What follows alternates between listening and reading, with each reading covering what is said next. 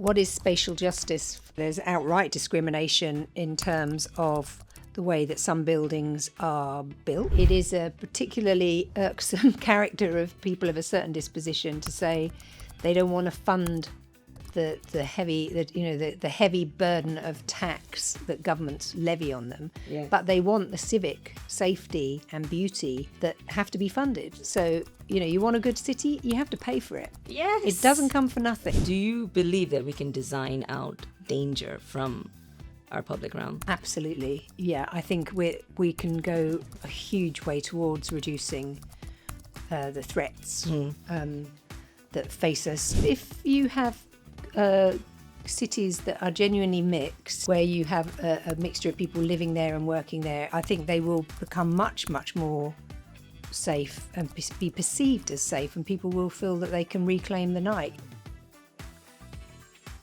Hello, welcome to Talking Place, the podcast bringing placemakers and storytellers together to talk about place. I'm your host, Tanisha Raffiuddin. I am the founder of Concept Culture, a creative agency in London, passionate about creating purposeful brands and telling powerful stories. In this episode, I'm joined by architect, urbanist, and educator Deborah Saunt, founding director of DSDHA, an award-winning practice shaping some of London's most important public spaces. In this conversation, we go deep. We explore what spatial justice looks like, why some streets make you feel welcome while others quietly push you away, and how cities have been designed, often invisibly, to exclude. We talk about designing for women and girls, about movement, views, lighting, and the subtle ways public space shapes how safe we feel. Deborah also shares powerful insights on co-design, why community engagement shouldn't be outsourced, and how nature-led regenerative design is changing how we talk about cities as living systems. This conversation is honest, bold, and deeply human. All right, let's talk place. Deborah, welcome to the Talking Place podcast. Oh, thank you for having me. And thank you for hosting us here at the DSDHA HQ in Vauxhall. It's a beautiful studio. So tell us, Deborah, you are the founding director of the practice. It's an award-winning practice known for blending architecture, urban design, and public realm strategies. Can you tell us a little bit about your journey into architecture and what drives your practice today? Oh, what a great question. My journey into architecture was probably a preternatural kind of disposition to think about space in a very particular way. So I was always making, always making dens and cubby holes and dolls' houses and stage sets. And I know now I probably have a form of neurodiversity, which means I have a kind of savant-like understanding of space. So I can go onto a building site and just sense if something's not right. Right. Equally, I can sense if something's really good too. So it kind of works. Yeah, and I can design infinite numbers of options because my brain can just produce. So I was kind of born with it, but I do have a family background in building and sailing, which is very... Sailing? Yeah. Building and sailing? Building is obviously people who are builders, you kind of have that brain to put things together. But when you sail or use navigation on boats, you are constantly triangulating spatially to work out where you are in space, which is actually a fundamental urban design skill to be able to predict how people are going to move through space. So fascinating. Yeah, so I call myself an architect because I was lucky enough to meet one, and I said, well, that's what I am. I was 10, so I said, that's me. Mm-hmm. I didn't know about the restriction on title at that point, obviously. We know now. And I found out too, I used to say I had a family of builders and talk about the men, but then I found out recently that not only the men, but the women did building too. So I was very, very happy to know that there was a kind of a female streak of builderliness through the popular, through the family ancestry. So. Amazing. You mentioned dollhouse, and that reminded me of my first dollhouse. I got it as a Christmas present as a kid, and I spent hours building it. And maybe that also was part of my early awareness of space and creating space, like building this dollhouse from scratch. So thank you for sharing that. So this podcast is called Talking Place, and the premise I usually like to start with all of my guests is, what does place mean to you? Wow, what does place mean to me? I think sort of place for me is a situation where everybody feels comfortable. You can't have a place if somebody feels excluded, where people feel overlooked or insecure physically or emotionally. So a place is somewhere that has that a really amazing feeling, a bit like when you say home. It's a kind of public home. It's being out in public, engaging in the civic, but also feeling deeply of yourself and not putting on a show. Yeah. So I suppose I have I think for me, I think there's a lot of this thing called placemaking going on, which I kind of think of as a kind of graphic version of what good space should be. And it's not really sort of thinking through the complexities of what is making people feel genuinely at home out in public. And as you can see by that, it's full of contradictions. So it's actually a very difficult thing to achieve. Yeah, no, absolutely. I think that feeling of comfort and safety is common themes that comes across through all of my guests. It's not just about the visual and the aesthetics. It's about how you feel, and how, I think, like you said, it's complex because different people navigate through space differently. I think I learned very early on too, one of my teachers at university, he said, you can't have a good city without security and a sense of safety. And I was like, well, what does that mean? He said, well, look at Bilbao. They couldn't really regenerate Bilbao until they sorted out the transport. So they put in a really, really great, safe, well-lit, beautifully designed metro, and they really upgraded all the public spaces. And so it's the foundation of good cities to have that sense of security. Absolutely, and good and safe infrastructure that moves people around. So another question I love asking my guests is, what is your favorite place in the world? Well, I could say Sydney Harbour because that's from where I came originally, but actually it's walking by the river in London. I think the river is the best kind of place that I have on tap, right by our studio. Pass it every day.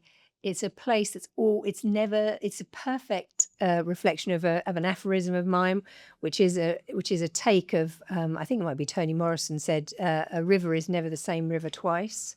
Have you heard that expression? No. Yeah, so interesting. And I have a rule of thumb that I use to test whether our designs are going to work or are working. It's never the same place twice. So when you go to a good public space, you always kind of feel at home, but you also encounter something unexpected. So I suppose I should have put that in my first answer. Yeah. But that unexpected is the kind of civic nature of public space. That it's always changing. Yeah. So. And, as you were saying that, I think about, like, we sometimes will do the same walk in our neighborhood, the same time, and sometimes every time you will see something different. Something else will come. Oh, there'll be a different tree or a bush, or you'll notice a detail on the facade. Like, I mean, I live by the riverside too. I live by the riverside in Bermondsey, and I'm always fascinated at every walk. I can see something new, see change, see evolution, and nature as well, because we see nature living in the UK. The seasonal change is very evident along the riverside.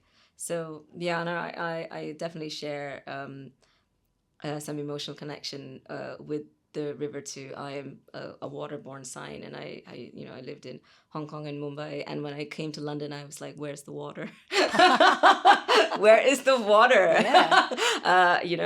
This is the first time I was living in a city that had no access to the coast, and so the river gives me that connection with water and nature, and a bigger picture, isn't absolutely it? It's planetary. It kind of connects you with Earth in a way that when you're in London, you can very easily kind of disconnect from that part of your psyche, with the negative effect of it kind of distorting your sense of well-being, your decision making. The water gives me personally a lot of energy, the movement and the waves and the tides and everything. All right, let's move into the heart of the conversation. So let's talk about delivering social value in our urban environments. And so communities context is one of your core values as a practice. Can you talk us through what this means to you personally, and then how do you apply this value in your practice? Well, we use the term community is context to kind of bridge the gap between the use of the word contextual, usually meaning the physical fabric. Yeah. Everyone talks about you've got to design in context. And so, that might be picking up the nuances or the language of something physical. But when it comes to community is context, it's really looking at it's a way of having a conversation about place and design that just pushes the boundaries back to making us, probably going on to our planetary conversation, is that people, the flora and fauna that we share the world with and that we're part of, we are nature. We are nature, absolutely. We are part of that bigger community. And then, of course, we are literally in a community of our neighbours, of our peers. We always talk about a number of communities when we talk about projects. So it's a kind of catchphrase for us to anchor on as a value to say, so who are the communities? Natural or sort of human or whatever, for us, listening to that context is critical, because without it, it's that kind of window dressing graphic style of design that really is not embedded in a truer understanding of kind of being situated. So that's where it comes from. Yeah, no, and I am increasingly becoming more aware of the nature-centric design. I've just come off the back of the World Design Congress, and it was great, wasn't it? It was amazing, like 2 days buzzing. I went too. It was really, and so good to be. Yeah, I've interrupted you, but in a broader context of design. Absolutely. It's just so refreshing to not talk about buildings all the time. Absolutely. And I think that's also what I find that is probably challenging for organizations like the World Design Organization, Design Council, is to give space for all the disciplines in design, right from, us as sitting in the built environment and urban designers down to, the minutiae of product design and AI tech. That's all design. Everything is design. But what struck me was a lot of the talk about nature-led design rather than human-led design, which I hear a lot, even on this podcast. A lot of people have talked about people-friendly places, human-first approach. And when are we going to start talking about nature first or nature-led? Come to the right studio. Oh, right, okay.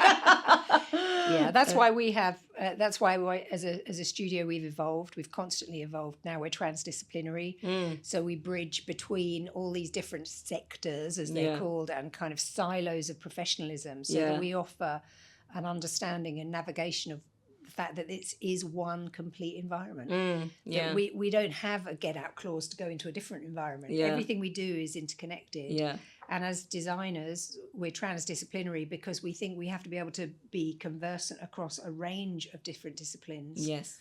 Rather than just call people in to do that bit, we have to really understand and be, intersectional in our approach. So that's where that's come from.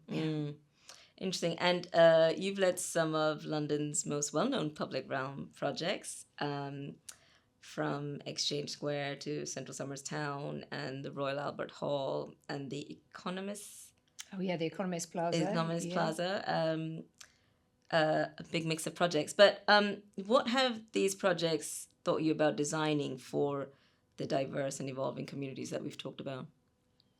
Well, when it comes to designing either any space, be it an outdoor space, indoor space, I think it is in terms of recognizing the way that there are many, many different people who are going to experience it. Obviously, there's the primary users, but then who are the people who are going to be affected by it, experienced? I think what we do is we insist on really standing back. And what we discovered we were doing before we put it into practice was whenever I would go to building sites, I would always ask people lots of questions and have conversations. And I would think, oh my gosh, why am I so social? This is not what a professional architect does. And why am I sort of taking notice of like what the landscape's doing over here and the landscape's doing over there? So and it was something that I've shared very much with David Hills. We came up through an education which was about architecture and the garden. So at Cambridge, they really taught us to think about the inside and the outside in a way that I had not experienced anywhere before, and that's why I wanted to go there. Right. I'd had a very conventional undergraduate course, which was about building, technology, structure, and, boy, this building's going to stand up and be fantastic. But it wasn't really looking at the broader picture.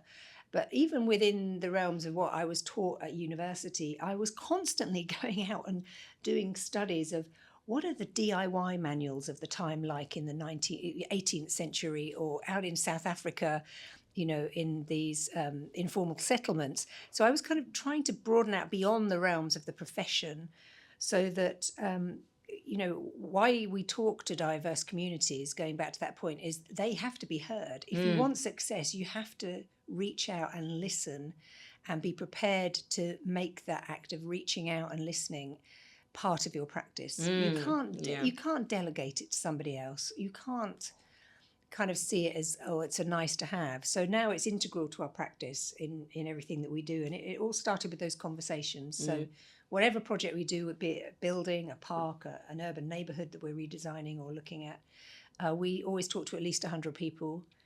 We record where they've been going on their journeys.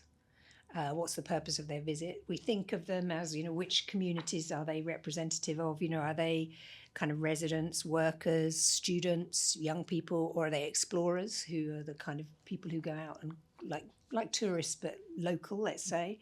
And from this, we would always find these amazing stories, which I think you're interested in. Oh, I love it. Absolutely. Because from a story, you could find out so much more from one person's journey. Or their understanding of what works or doesn't work in an area, that it doesn't matter how much data you feast on, you're not going to get that gut reaction. And with it, you really uncover what the local needs are.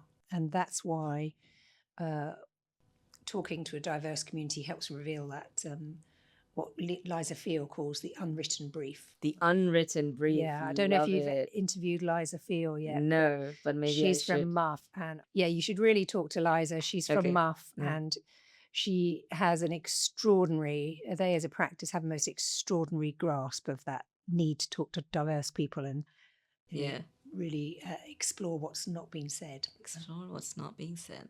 Beautiful. So you mentioned that you do you run community engagement, stakeholder engagement as a practice. You don't outsource that to an external agency. Sometimes we're asked to work in collaboration. We like doing it in collaboration, but irrespective, we will always do our own grounded research, we call it, because we feel we as designers have to really understand the territory. A bit like a good wine grower. Before you start planting things, you work out what's going on. And so we also do things like we used to look at the history of spaces, and now we look at the natural history of spaces. So we've been doing that for about 10 years. We've been looking at the geology, the flood resilience, long time ago, before it became something we're more conversant with now. So I think just it helps keep you alert to those hidden things. Yeah, absolutely. So let's zoom in on some details. So can you talk us through maybe a particular project or a favorite project that you feel truly delivered social value to the local community through a meaningful participatory co-design process? Well, I'm actually going to talk about a really small project that we've only just finished, which is a restoration of a little community-led little park in the West End called Crabtree Fields. And they had the opening on Friday, and I suppose I'm probably over-anticipating its social value. But I'm celebrating what was achieved. So it was built in the mid-'80s it happened because a group of residents in Fitzrovia said, we don't have enough green space. You've got this car park here. It's designated as it's going to be built on. We want it saved. and we want to be part of choosing the designer, working with them, the plants, and so it was probably the earliest realization of co-design that I've ever experienced back in the mid-80s. And it was designed by a young female landscape architect called Jill Wynne Williams, and she was there on Friday. And obviously with some intrepidation, I was meeting her because she was seeing the result of our co-design, which involved talking to her as the original designer. Wow. And she had spoken with the local people at the time. And so when we had to come along, we chose to come along and look at the park again 40 years later. It was in a bit of a sorry state because it hadn't had, plants need to be replaced. Plants have grown old and are blocking views. It's in a very tough part of London, Fitzrovia. You have, drug taking, you have antisocial behaviours, a lack of public toilets, and you can imagine what that means. Yeah. And you have people with iPhones playing music loud at night, etc. And I think after COVID, it had become very underused. Before that, it was more used, but it had really suffered. So we were appointed to look at that. And she came in and she was part of that engagement. But she came into the site on Friday and she said, wow, all I can say is this is just wonderful. It's really fantastic. You have taken the actual design and enhanced it, because I have to admit there were just a few issues that weren't working in its most recent state, and you've addressed them. So things like sight lines and the fact that, when you take a wisteria and let it grow happily for 40 years, boy, does it grow. And it had so much growth on this pergola that was quite low that it was very hard to see through these series of rooms that she created in this walled sort of garden. It's beautiful. And so we just we rebuilt the pergola but higher with, fewer plants on it so that you can actually see through and feel safe. We've put in some of the original, we've recreated some of her original timber furniture that she designed, which was these kind of amazing children's play horses. We've refreshed the playground with some new bits of equipment. We've replanted and I would say basically we've cleared out the sight lines and let the place breathe, and it feels so big. Anyway, I could go on about it for ages. But why it's so joyful as a project when it comes to social value is that it was designed with local people back in 1985. It's been redesigned with a huge amount of engagement with local people and particularly with women and girls. So we did a whole session with women and girls about what were the particular issues they were facing, and they were obviously to do with these sight lines, the fact that you couldn't tell there was a way out of the space as well as in. Oh, wow. So there were actually 3 entrances to the park, which is great because you can escape. But subliminally, when you go into a space, you kind of want to know that you can get out of a space if somebody comes in that you don't want to spend time with. Very true. Very true. So there were things like that we just managed to sort of tease out of the process to make sure that was possible. So and it just looked gorgeous on a sunny day in September. So. Oh, beautiful! I will make a note to go ahead. And it's publicly accessible, right? It is. It's a park, right? It is, yeah. It's closed at night. I will go check that out. And just because I'm fresh off it, so I went to the Oxford Street pedestrianisation event on Sunday. Oh, great! And I thought, just wow, like if only it could be like that every weekend. Maybe not. I know there'll be a whole uproar if it happens overnight, but just as a trial basis, like every weekend, just to see, you talked about joy, which I feel like we need more of that in our places, in our cities. But there was so much joy on the street, people of all ages, shapes, sizes, coming together, and it just takes a few interventions to make that happen. So I'm very much on a high of seeing, what a trial and working with the community, engaging with the community can deliver in terms of. And it's a classic example, isn't it, Oxford Street, because it has its immediate community around it. There are some very wealthy people. There is affordable housing right next to it in Mayfair, but there is there is the whole of London, Right. for whom it represents, but also national and international level. It Tourists, represents yeah. so much to people. Yeah. It's the nation's high street. So Yeah. having those voices Yeah. recognised is really important. Yeah, yeah. Not don't let things become too parochial. Yes. So you've delivered some REBA-funded research called Towards Spatial Justice, and it's described as a powerful lens for thinking about equity in public space. And so let's start with spatial justice. What does spatial justice mean to you, and how does it, influence your work as architects and urban designers? Well, I think what is spatial justice for the kind of definition that we work with is the fact that there are self-policing, what appear to be self-policing bits of the environment that encourage or discourage certain people to feel that they can use them, even though they're public. There's outright discrimination in terms of the way that some buildings are built. Like, so Poor Doors is a great example of that, where you have social housing and private housing together in a block, and you put the poor house door around the back, and you put the posh person's house at the front, So who came up with that terminology? Do you know? The Poor Doors thing. I don't know I'm not sure where it came from. Wow. It must be over 10 years ago, wasn't it? I think it came out. But I know that in America they have a word for kind of citywide spatial injustices, which is called redlining. Okay. So you make, and it was like, really unbelievable redlining by insurance companies who would draw a red line saying we're not going to insure in that area. So, only people who didn't have insurance stayed in that, and they were renting, and so you get priorities in funding in different areas that are kind of not explicitly expressed. So I suppose in terms of spatial justice, it's kind of lifting the lid on the so-called the democratization of public space. May be something we say, and we say it's public. I mean, the biggest one for me is people say private space bad, public space good. Well, actually, you can get exclusionary, unjust public space, and you can get fantastic private space, that's shared by a lot of people. It just happens to be owned by some other owner other than the local authority. Like King's Cross. Yeah. So there are really interesting ones, but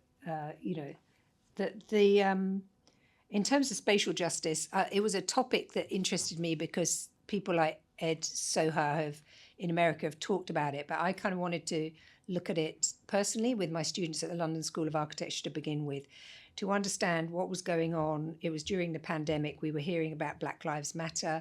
We had Black Lives Matter written across the streets of Washington, D.C., and it was like, well, where's that happen? We're not doing that in London at the moment. We did have a few protests, but the spatialization of the city had not been interrogated. And I suppose I actually thought about it most because I had felt that spatial injustice when I was a 14-year-old walking around the city.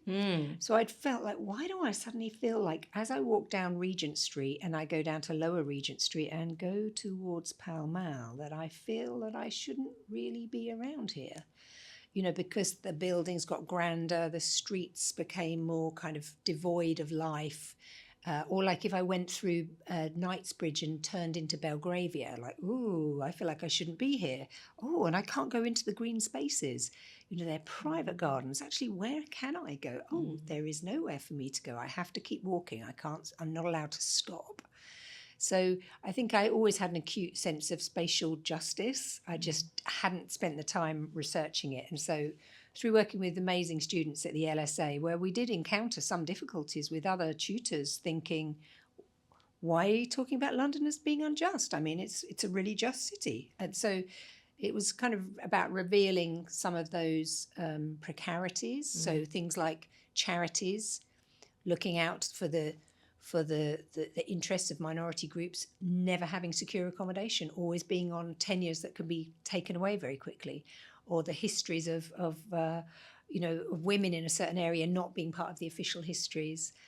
So it goes from the social through to the sort of intrinsically, the way that spaces are allocated and funded. So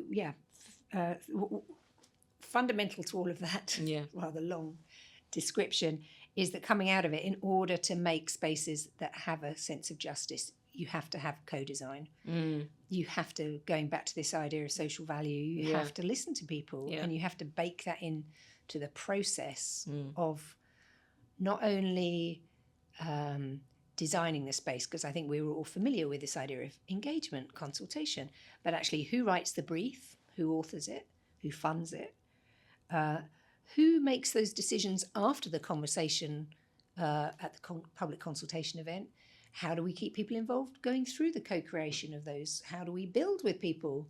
How do we empower people to run and maintain those spaces after? So it's actually, the Towards Spatial Justice is a kind of toolkit for looking at embedding co-design all the way through the process, which is from the initial idea through to its occupation. And then, this is why Crabtree Fields is great, to its reinvention and its maintenance, and how it goes through the circles of longevity so that it is truly sustainable and is not demolished. So interesting. And as you were talking about, your feeling as a 14-year-old girl walking through London, I also similarly feel that in some places where you turn a corner, and London is such a diversity, like no two streets are the same, and suddenly you turn around and you're like, oh, what's happened? It suddenly feels like I don't belong here. I want to belong here, but there's something about the space, and I don't know, but I sometimes feel like it's by design. Those spaces are designed to make certain people feel unwelcome. So yeah, and I it really makes me think about, like, there is a way through, well, with the societal behaviors and everything, like, we live in a hierarchical society, for sure, but there's also something that the physical space can make you feel unwelcome, and whether that's intentional or not. It's really interesting because it's not just the space, it's the mobility within it. Yeah. So if you think about the revolution that happened when we had dropped curbs brought in. Okay. So, hey, you got a disability, you got a pushchair. That's more than 50% of the people at some stage in their life. They were excluded from those spaces. Like we have, so we have, accessibility kind of legislation now that means that spaces are accessible. But if you looked at Mayfair, when I started studying it with my students like 20 years ago, no bus route through Mayfair. Totally presupposed that you had money, your own car. Yes. Because the poor people lived up by Oxford Street, they could just get on the tube or the buses there. There was no demand. Excuse me. The whole of Mayfair is run by what was once called servants. People are employed there in the great houses, in the hotels, in the offices. It is built to kind of exclude that. That's why they don't have open public spaces. They didn't want the hoi polloi. Yes. So there's still these injustices. So that's why I'm very passionate about mobility and transport as well, because that's fundamental. If you can't get somewhere, you're automatically excluded. Absolutely, yeah. And there are pockets in London which are complete tube black holes. Like South London, Vauxhall, believe it or not, if you just proceed, half a mile north of here, you're in one of the lowest PTAR rates in central London, and you are 20 minutes walk. You're just over 20 minutes walk from Westminster Abbey. This is mad, but it's very difficult to get around because it's not a democratically shared amount of access. Labour did used to have an ambition that it never made the to my knowledge, it never made the manifesto, which was mobility as a right. Mobility as a right. Yeah, so John MacDonald, who's a bit of a firebrand, he did say that mobility should be a right. And I think if you go to places like Scotland, they have free travel for different age groups. They have a much more, because it's such a difficult country to travel around due to its scale and remoteness, but they really do embrace the idea that you should be able to travel. They have far more community transport schemes and things like that, whereas I think we're behind the times down here in England. No, I truly believe that the fundamental movement of people through public transport, good quality public transport, affordable public transport, I think that's something I still have a problem with. TfL, love it or hate it, it's the most expensive public transport in the world. Like I've just visited Tokyo and Seoul. Infrastructure on another level, but obviously they're much newer pieces of infrastructure, you know. So like we're not comparing like for like here, but you move faster, you move in a cleaner train, you move on time at half the price. Yeah. At half the price. Yeah, so I think we're talking about what affects the quality of public space. Yes. It is funding. Yes. And it is a particularly irksome character of people of a certain disposition to say they don't want to fund the heavy burden of tax that governments levy on them. Yes. But they want the civic safety and beauty that have to be funded. So, you want a good city, you have to pay for it. Yes. It doesn't come for nothing. Yeah. It's maintenance. It's, so the reason why we're being charged a lot by TfL is central government has purposefully underfunded it for a very long time, and has this peculiar model where it's had to sing for its supper, which no other comparable transport system in the world has to do that. It doesn't have, no others have to wash their face like that. So it is a deeply political decision of the tax burden is too high. It's a state that demands it to be fed. We don't want experts. We don't want to, pay for this shared. Anything shared is considered unnecessary. It's every man usually for themselves in our culture, which is rising on the back of things like Trumpism in America. Yeah. We really need to stand up and say, you want safety, you want security, you have to pay for it. And how fantastic, like our NHS. Having been to an eye hospital that works brilliantly, I came out just saying, wow, that was fantastic. Yeah. You couldn't have got a better service. Yeah. And you pay for it from taxes. Yeah. Brilliant. Yeah. I'm really old-fashioned like that. Yeah. No.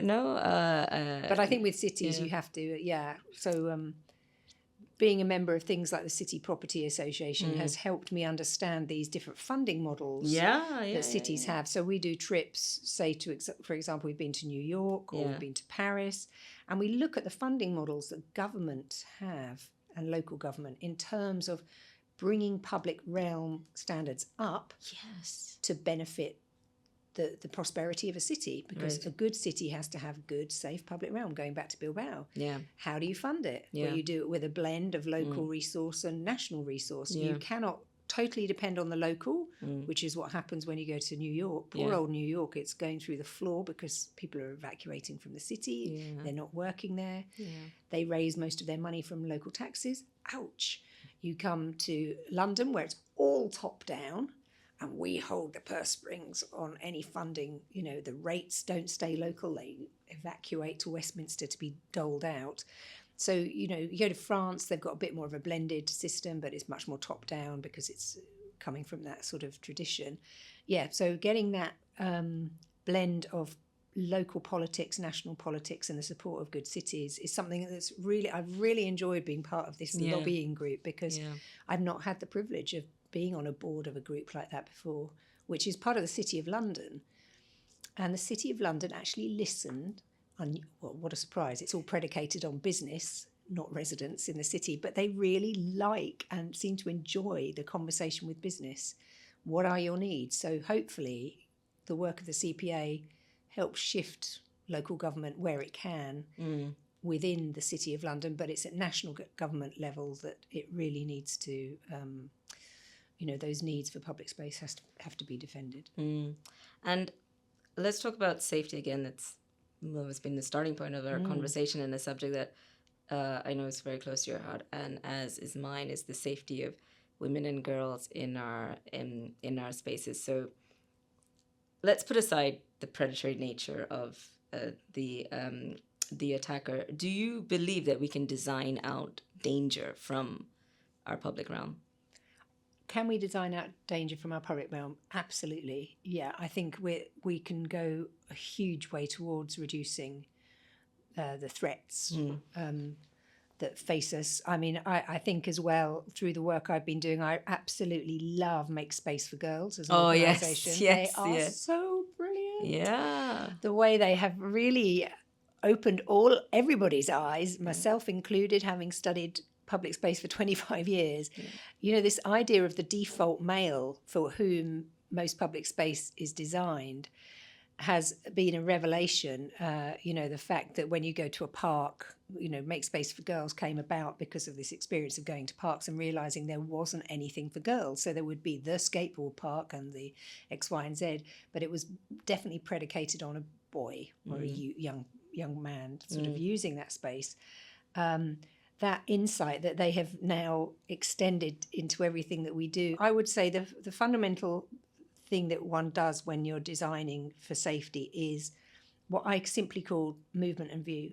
It's so basic. It is really what is the kinetic experience of public space. Yeah. So as I move through a space, I see things. And I think what's great now is we all have our handheld mobiles where we can make these videos to show what that experience is. As we move, we're calibrating where we are in space, and we are almost playing a kind of dot to dot of one safe space to the next. And as a woman, you are hypersensitive to this in a way that most men are just completely unaware of it. They will, you know, there's been revelations recently about women knowing, you know, men sort of saying, oh, it's really strange. I had to learn how to use my telephone as a weapon. Ha, ha, ha, ha, how funny. You know, I don't know if you saw that show where Saoirse Ronan called out the fact that's what every woman does. Yes, they yes. think Graham Norton's show, As Saoirse so aptly pointed out, when women walk along the street at night, they are anticipating something. They're fearful. Most men, when they're walking at night, are not fearful. So it's as simple as that. But as we walk, day or night, we are constantly referencing our space around us and the space that we're going into, and also what we've just left. So what we have to do when we're designing is occupy and empathise with that point of view. So I used to originally design spaces taking my camera down at low level as a child, and I still do that, so that you really understand the different perspectives of people from different eye levels. Every drawing we produce in our studio has to be at a true eye level. None of this kind of oh well, I just thought it looked better from here kind of perspective, which 95% of designers do not use eye level design. So the other thing that we do is we make sure we have movement in view. But then we also try and have a public space to have as many paths crossing it as possible. Okay. Because different paths connecting, crossing rather, means that you have a diversity of populations on different journeys crossing in a good public space. Okay. If you just have one type of person in a well-connected, very visible space, you will feel uncomfortable if you're not from that type, hence my Belgravia. If I go there, there's nobody else there, so I feel very vulnerable because I'm so visible.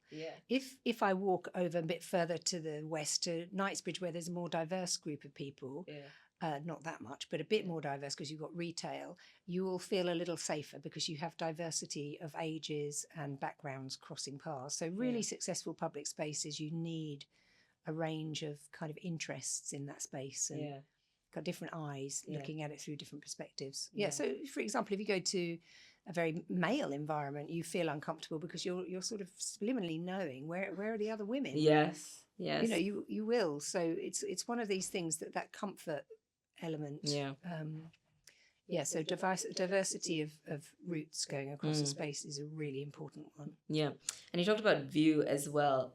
What about lighting? Why are our cities at night so poorly lit? I know I'm generalizing here, but I can't recall in distant memory that I've been to a city at night thinking, oh, the lighting's good here. I always fall on the side of caution when it comes to lighting because I really enjoy spaces that aren't overly lit. Okay. And now, of course, that's completely sanctified by the fact that we don't want light pollution and the effect it has on nature, etc. So what you need is really good lighting on the ground, directional light that illuminates you and your route ahead of you. That's the most important thing. You don't want to be in a spotlight the whole time, but where you're going, you really want to know where you're going. So the lux levels, as we say in the trade, the actual amount of light is not as important as the sort of navigation it provides you, I would say. So. And there is a rare privilege being in a city where it isn't too illuminated. I mean, for me, some of the nicest spaces in London are those lit by gaslight. You know, if you go through through Hyde Park at night. It's got gaslight by the water, and wow, that's not really high in lux levels, but you feel really great because why? Hyde Park is full of lots of different people walking for different purposes through it, so you don't feel too bad by the water. Generally, there's these beautiful trees, great during the day, but then come nighttime, they shadow the light. Yes. So the road is completely dark. Yeah. I was like, can someone not see this? Like, is the council not seeing this? Like, it's totally blocks. Well, and blocks this the goes light. back to mobility as well, because most of our roads are illuminated to light the highway, not the footway. It's all about driving. So all these things like the speed limits, you know, the height of the light is to spread as much light on the road, because all of our economic policy is about getting from A to B quickly. Yes. It's not about the safety of individuals walking. They literally can't put a value on people walking yet.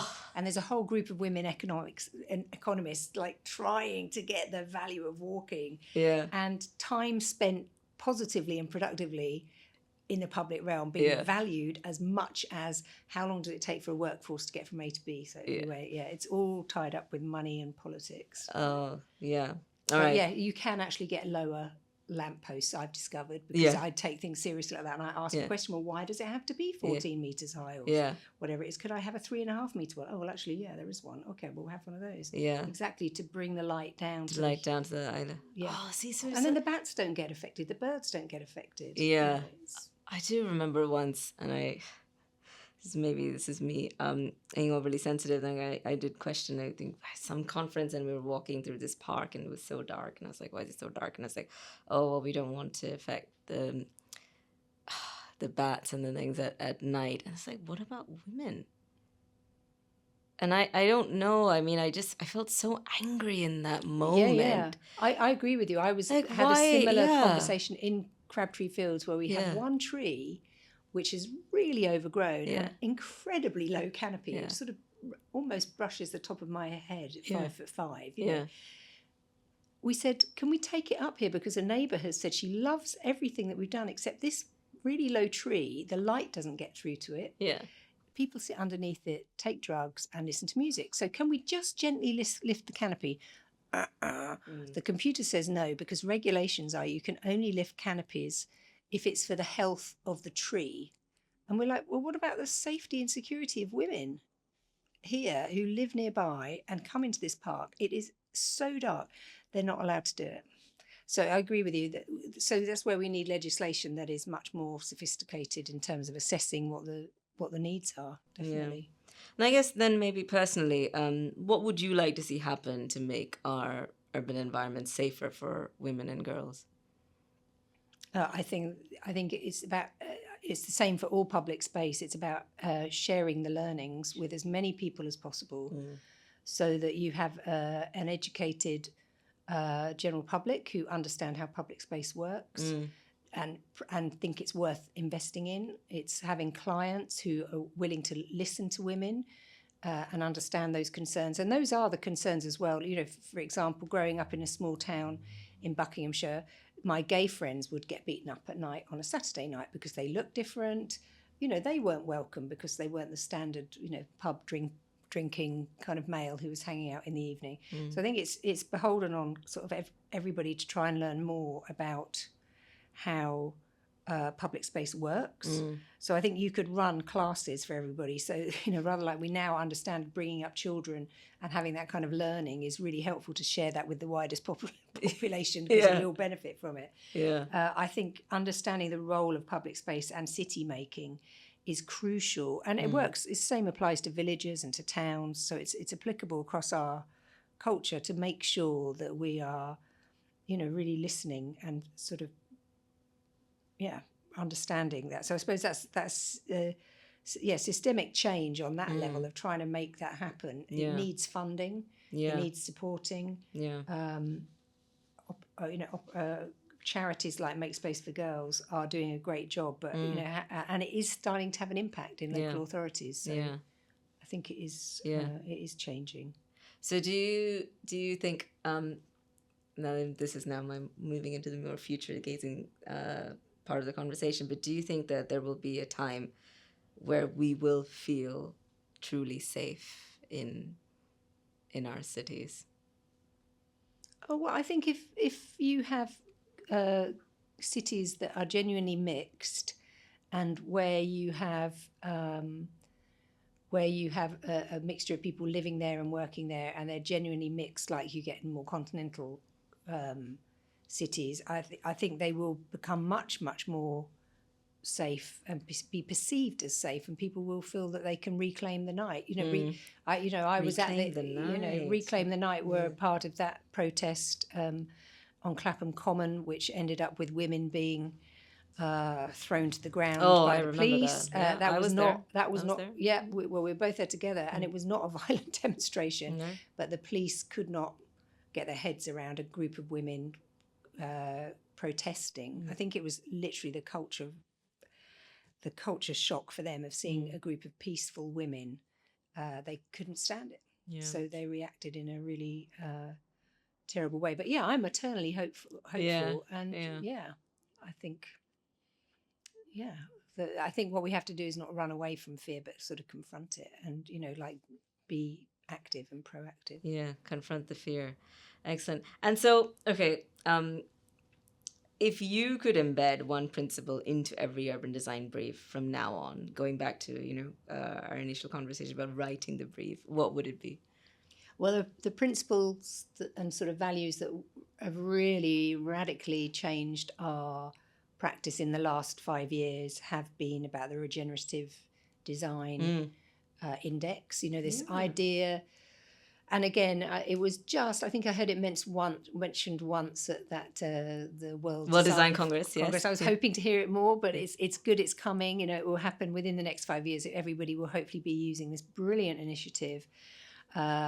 Where you're really looking at this intersectional nature of inclusivity and equitable kind of design for the planet on a planetary scale. Yes. And I remember 10 years ago when we set up the LSA, when we used the word planetary, everyone was like, what are they talking about the planet for? That's so pretentious. And now everybody's like, oh my fucking God, it is planetary and we better start thinking like it. So those principles are in our studio. We have crafted them, as you mentioned earlier. We have to be a good ancestor is such a simple value. And when I first used it about 3 years ago at the University of London, this fantastic project we're doing, looking at the whole urban design of the University of London in London, I thought, oh my God, this is going to be another one of these embarrassing moments where I issue something that's people are going to go, what on earth is she on about? And maybe it was because it was academics. They all went, oh my God, that is so true. We should be good ancestors. So we talk about that. We talk about co-designing with nature. We are nature. And then the socially just city. So those come under regenerative design for us. If there was one thing I would like policymakers, planners and developers to understand before they greenlight a project in the future, it is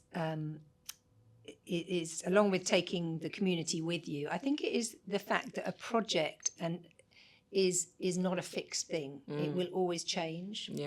And that time will play a role. In a project. People seem to think of projects as like products, like this microphone. They are kind of ecologies. Yes. They will evolve whether whether you like it or not. Cobwebs will come, insects will come, things will so I suppose it's a way of reconceptualizing our commitment to creativity. Is that now we understand that we should now we understand that we should retrofit things rather than just destroy. I think it's just the circularity element is something that we're just beginning to understand. So circularity is vital, I would say, and to really understand that bigger picture. So it's social circularity of making sure you embed people's commitments to a project throughout it into its long life. Materially, that you can reuse things. Nature, that you're restoring and the wonderful thing about regenerative design is it's not degenerative. That's where it comes from. Most design is degenerative. Regenerative is kind of trying to give back and make things restored. So All right, a couple of rapid fire questions before we head into our quiz. So, if you could redesign one public space in London tomorrow with zero restrictions, what would it be? And what would you change? Well, I thought I would look at every gyratory system. Oh, wow. Okay. I've got to say, I still can't believe that it's only really in the sort of relatively elite parts of London that you have had great big gyratory systems taken away. So we worked on Tottenham Court Road and got rid of the gyratory system, which was zooming north up Tottenham Court Road and then zooming south down Gower Street and creating this whole nightmare of one-way streets, which make people drive faster. Oh, yeah, okay. So what you can do is slow them down, put them back into two-way. You can peninsularise, so you take all those big roundabouts like Elephant and Castle and turn them into amazing public spaces, like they did at Trafalgar Square, etc. So I think it's something as humble as the simple sort of gyratory system or one-way road is what I think would radically change the whole of every city. Right. Most cities are ruined by highways engineering, and when you leave our studio today, you'll see the result of this. We're on a mini gyratory here. It's really polluted, speeding. There are 3 schools close to here. Kids have to cross this hellhole of roaring traffic. It would go if we got rid of one-way streets and gyratories. So I think it's highways. I like highways and redesigning them. I must admit, like the first time I was working on a project and I came across this term gyratory system, I didn't know what it was. I mean, it feels like you should be gyrating. Yeah, like who has coined this term? We don't have time to go into what a gyratory system is, but please do look it up. It's fascinating. Glorified roundabout. There we go. All right. So, what's your message to the next generation of architects who want to design for spatial justice and not just aesthetics? Well, I think if you're the next generation of architect or designer, you should go somewhere like CSM or the London School of Architecture. Central St Martin's and London School of Architecture have been to the forefront of really sort of thinking about justice and not just aesthetics. So I think, embody the change and choose the right place to learn. I think that's true. Like that's where why you I set up the school, because I could see generation after generation of architects being inculcated with this culture of object fascination and nothing about the wider context of communities and landscapes. Yeah, I mean the London School of Architecture. No, not that I know much about it, but as a reputation has that school as the outlier, as the one that's challenging all the more traditional schools out there. I won't name them, but anyway. So, what's next for you, and what's next for the practice? Well, as I mentioned, we're going up to Scotland because we're opening a little studio in the Highlands. Because I think we love what we're doing now in the UK. We're looking at larger and larger kind of spatial strategies for neighbourhoods like the University of London or One Museum Street, these places right in the thick of it that are really going to affect journeys as well as make great spaces and buildings. But at the same time, we're really looking at the applicability of these spatial ideas beyond cities, the conditions outside the city in less populated areas is critical, and we really need to start focusing on this. So I suppose it's a call to arms to think extra urban as well as deeply urban. So. Extra urban and deeply urban, love it. All right, we'll keep an eye out on what what the practice comes up next. Well, Deborah, it was so much fun, and we touched on various subjects, and I very much like your vision of achieving safety and the right to mobility in spaces for all, and I hope that we see that in our lifetime. We all deserve to feel safe in our urban environments, and I really hope that cause and the policymakers and the legislators and everyone, the powers that be, really understands the needs of women and girls as very specific to other groups of people. So this means that we're now moving into our final segment, which is called the Know Your Neighborhood quiz. It's a fun little quiz. It's not aimed at testing your knowledge. It's just more about learning about the neighborhood in question. And you've selected Vauxhall. This is where your studio is based. I will share 3 facts, and all you have to do is tell me whether you think they're true or false. And Oh my and for a little Lord. fun, like, you can tell me why you think they're true or false. I will caveat saying that this has been researched from the internet, not cross-verified for accuracy. So, but whatever is on I'll my give you a notes stand. local point of Yes, view. yeah, exactly. All right, Deborah, you ready? Okay. Cool. So fact number 1, Vauxhall gave its name to the Russian word for train station. It's true. You're very confident about that. So tell me, what do you know? Because one of the first train stations was here. I can't remember how it went. I remember it's called a Vauxhall, isn't it? Okay. It's translated Yeah. into Russian. Yeah, So- I can't remember the story of it now. Yeah, It's so- also where Vauxhall cars came from as well, but hey, Well, so the urban myth is that in the 19th century, Russians visiting London saw the Vauxhall sign at the station and mistook it for the word for railway terminal. And so Vauxhall has translated into train station in Russian. And I've, through the research, read various is it true? Yeah, but I don't know. It sounds plausible, but the word Vauxhall is train station in Russian, and so if it's true, it's a fun thing, really fun fact. I found it really interesting. All right, so fact number 2: the Vauxhall car brand was named after a pub in the neighborhood. Well, it was founded in Vauxhall in Nine Elms, down near the Nine Elms station that way. I don't know if it was a pub. I don't know that. Okay, well, is it true or false? I believe it's true because it was founded in Vauxhall, but maybe I'm wrong. Okay, that one's false. But purely because here, well, again, I don't think it was a pub. the internet research tells me the Vauxhall Ironworks, later Vauxhall Motors, took its name from Fawkes de Brute, a knight whose house stood here in the 13th That's century. right, yeah. So the name evolved into Vauxhall. So it wasn't named after a Yeah, pub. wasn't But named yeah, after it was a named pub. after a Yeah, pub. it's under Fawkes, Yeah. yeah, the French name. Yeah, Fawkes, all right. Fawkes. So 1 out of 3. So the final one. Vauxhall was once home to the world's very first purpose-built amusement park. Absolutely true. Wow, you know your Vauxhall. I can even tell you what year it was. Yes, tell me. I think it's 1640 something, isn't it? 1661 on my notes. So you're not far. Yes, the Vauxhall Pleasure Gardens. Well, one of our favourite gardens is Yes. Vauxhall Pleasure Gardens, Right. which we have been working on for the last 25 years. Yeah. Which was called Spring Gardens when we came here. Right. And part of our mission was to reinstate the name Vauxhall Pleasure Gardens, which it's now. Yes, I did. I saw it on the sign walking Yeah. here. Yeah, very cool. Yeah, And I yeah. was like, oh, that's on my quiz. But that is nothing better than getting something named the way it should be named. you know. Oh, absolutely. But what was lovely is we read the accounts by contemporaries when we started working on it.